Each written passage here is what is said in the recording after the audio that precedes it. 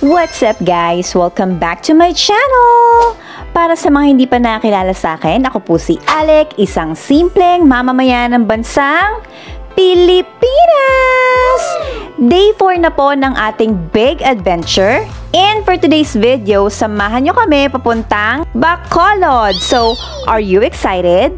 Same here! What are you waiting for? Let's get this party started!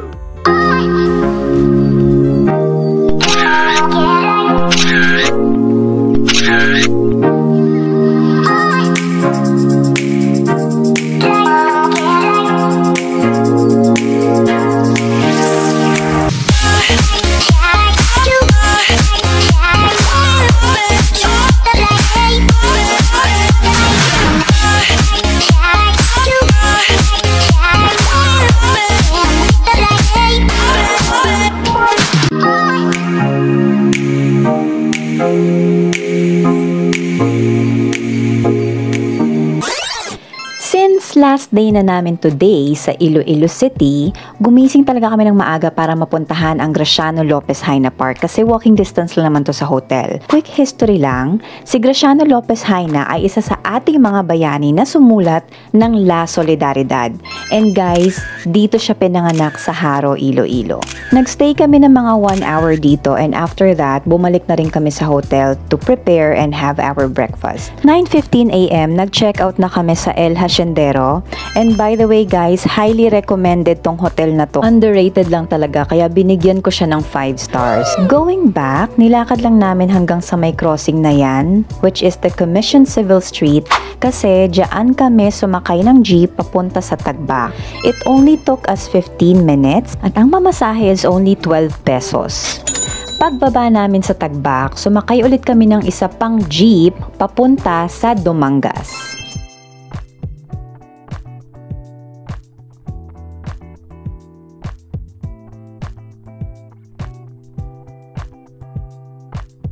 Since may kalayuan ang Dumangas, it took us 45 minutes to be there, including na yung waiting time. And ang pamasahe is 30 pesos. At pagbaba naman namin ng Dumangas is sumakay naman kami ng tricycle papunta sa mismong port. Ang tricycle is 30 pesos per head pero since special ang binayaran namin, 150 pesos siya. It only took us 15 minutes para makarating sa mismong Dumangas Port.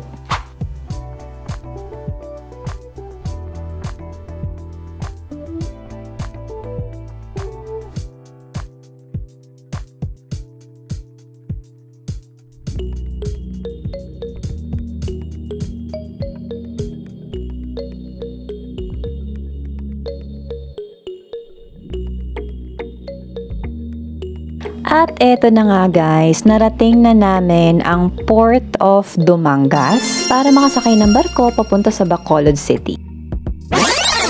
From here sa Dumangas Port, ang biyahe naman namin ngayon is papunta sa Banago Port, which is sa Bacolod na. Ngayon, Fast Cat yung ferry na sasakyan namin. And dito ang pila ng bilihan ng tickets. Sa Fastcat, Premium Economy yung pinili namin. So, ang pamasahe was 277 pesos plus 30 pesos na terminal fee. Ngayon, after magbayad is pumasok na kami papunta sa waiting area nila. Medyo na-extend nga ng 30 minutes yung paghihintay namin para sa ferry kasi nga aside pala sa mga tao is may mga lulan din sila mga sasakyan and yun talaga nagpatagal. At ang masama pa rito is walang ni isang aircon ang gumagana sa waiting area nila. Isang malaking electric fan lang. So, I really hope na magawan to ng paraan kasi kawawa naman yung mga pasahero nyo.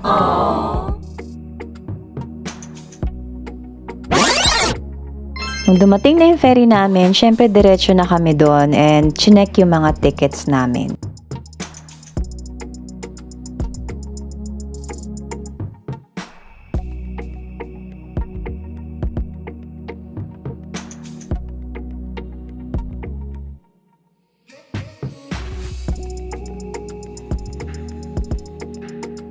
Pag akyat namin dito is chinek ulit yung mga tickets namin. And by the way guys, tingnan nyo kung gaano kaganda ang premium economy seats nila. Wow! Air-conditioned yan and ang ganda ng mismo mga upuan kasi pwede rin siyang i-recline. So, kung gusto nyo rin bumiyahe through FastCat, for you to be updated about their schedule sa mga biyahe, it's best if you could visit their official website for you to be guided accordingly.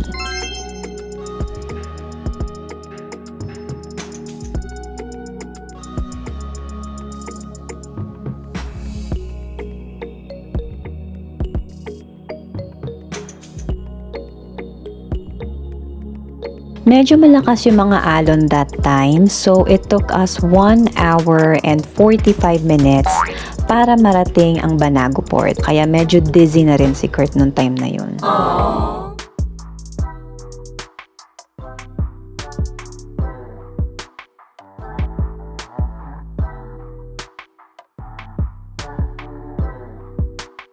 After waiting for almost 2 hours, finally narating na rin namin ang Banago Port. So, agad-agad bumaba na kami. Nung time na to, medyo lagpas na siya ng lunchtime kaya gutom na rin kami.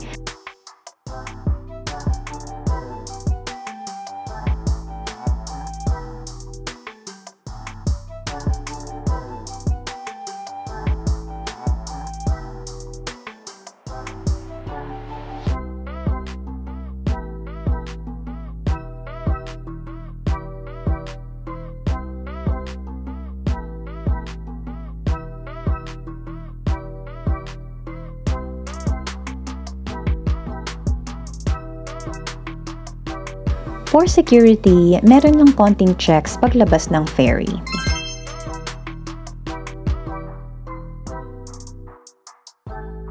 Good thing is, may minibus na nag-aabang ng mga pasahero galing sa ferry and sakto rin na dadaan sila sa Scarborough Seafood sa may Palapala kasi doon kami magle-late lunch. 30 pesos ang pamasahe.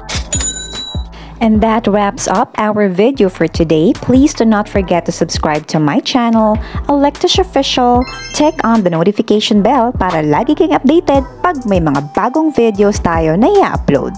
After 30 minutes, narating na rin namin ang Scarborough Seafoods and finally nakapag-lunch na rin kami.